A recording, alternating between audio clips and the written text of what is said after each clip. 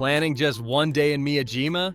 Here's the complete hour-by-hour itinerary that'll take you from morning ferry rides to sunset mountain views without missing a single must-see experience.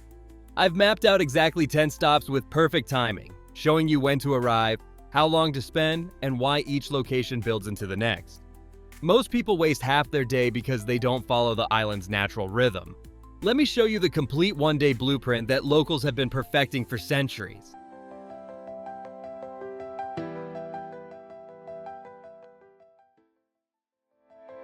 Your first stop starts at Miyajima Station, where you'll catch the JR ferry to Miyajima Island. This 10-minute ride runs every 10 to 15 minutes, so you won't wait long. Even if you have a JR pass, you'll need to pay the new 100 yen tourist tax that started in October 2023. Everyone pays this fee to help maintain the island. During the ferry ride, keep your eyes on the water and the famous torii gate ahead. You're getting your first look at the tide levels right now. If the water is high, the gate looks like it's floating. If it's low, you can walk right up to it later. Check how the morning light hits the gate and the shrine buildings. This preview helps you plan when to come back for the best photos. The ferry gives you the perfect first glimpse of what's waiting on the island. Step off the ferry and you'll meet Miyajima's most famous residents right away.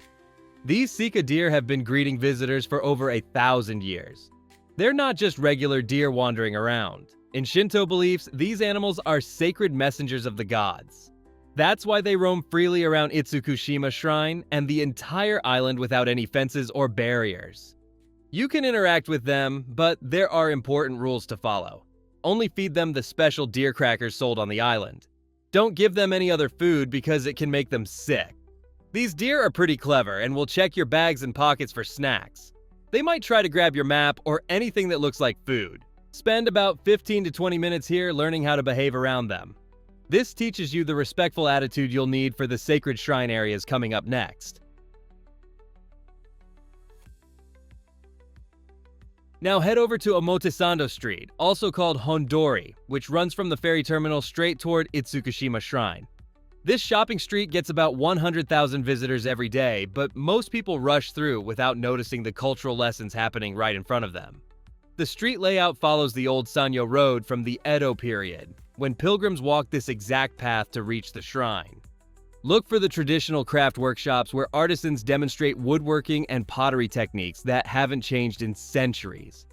These shops sit next to modern souvenir stores, showing how Miyajima balances ancient traditions with today's tourism. The wooden storefronts and traditional architecture guide you gradually from the modern ferry terminal toward the sacred shrine complex ahead. Spend about 30 minutes walking slowly and checking out these craft demonstrations.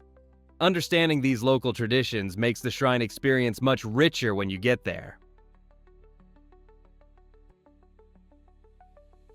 Along Omotesando Street, you'll find dozens of shops selling Momiji manju, the maple leaf-shaped pastry that pilgrims have eaten for centuries before tackling shrine visits and mountain climbs.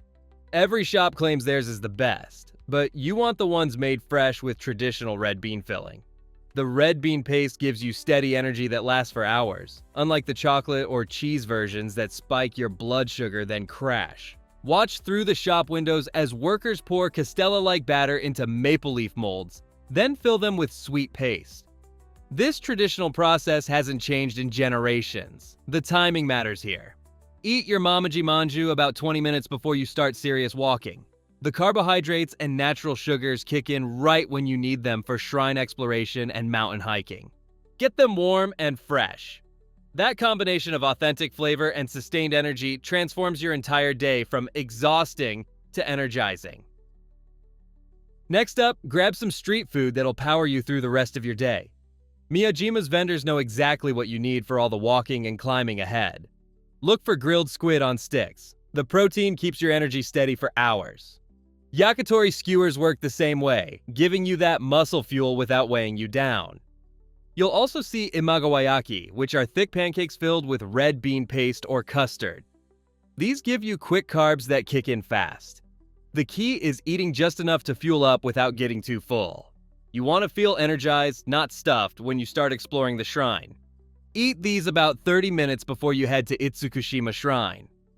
The protein from the grilled options plus some carbs creates the perfect energy mix that lasts through shrine walking and mountain trails. The Hidden Flavor Corridor. Walk down Machiya Street and you'll find where locals actually eat before tackling the shrine and mountain activities. Most visitors never discover this narrow street because it sits away from the main tourist flow. The traditional Machiya buildings here maintain authentic Hiroshima cooking methods that focus on giving you real energy for the physical demands ahead. The restaurants serve meals made with fresh local ingredients, prepared specifically to fuel walking, climbing, and extended shrine exploration. You'll find hearty rice dishes, grilled fish, and vegetable combinations that create sustained energy rather than quick sugar rushes. These preparation methods connect directly to island traditions where locals needed stamina for mountain work and shrine maintenance. Spend 20 to 30 minutes exploring the different restaurant options here.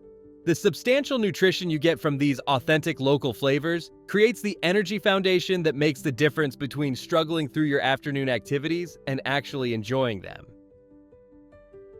Now it's time for Hiroshima oysters, the power lunch that'll fuel your afternoon adventures.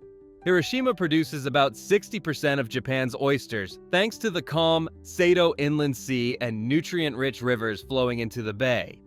You'll find them prepared several ways: raw, grilled, fried, in hot pot, or as kaki-meshi oyster rice. The grilled version works best for your energy needs. They shuck the oysters and grill them on the half-shell over open flames, often with butter and miso. This creates a plump, juicy texture loaded with umami and brine. Skip the fried options if you want to avoid feeling heavy later. Grilled oysters with rice give you the perfect mix of protein, minerals, and carbohydrates. The vitamins and calcium provide sustained energy for hours of shrine walking and mountain climbing without weighing you down.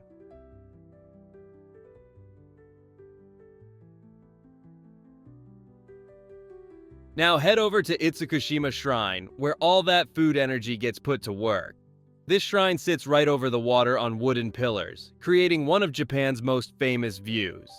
The main buildings connect through boardwalks that let you walk above the sea. During high tide, everything looks like it's floating on the water. At low tide, you can walk right up to the famous red torii gate standing in the bay. The tide timing changes your whole experience here. Plan to spend about an hour walking the full perimeter on the wooden boardwalks. Check out the prayer hall, main hall, and the no theater stage. Follow the walking path that winds around the shrine complex and gives you different angles of the torii gate.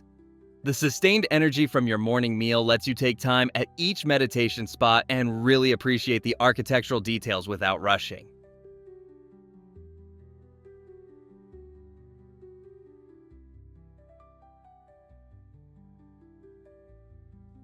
Next up, climb the hill to Senjokaku Pavilion, also called Hokoku Shrine.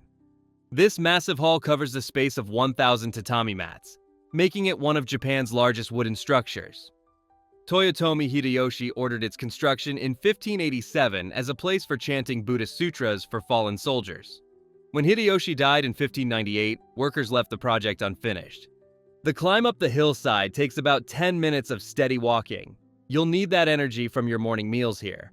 The unfinished state creates a unique atmosphere. No proper ceiling, no formal front entrance, just raw wooden beams and open space. This incomplete design lets you see the original construction methods and feel the scale of Hideyoshi's ambition. Spend 30 minutes walking through the vast interior space and checking out the panoramic views of the island and Sato Inland Sea from the elevated position.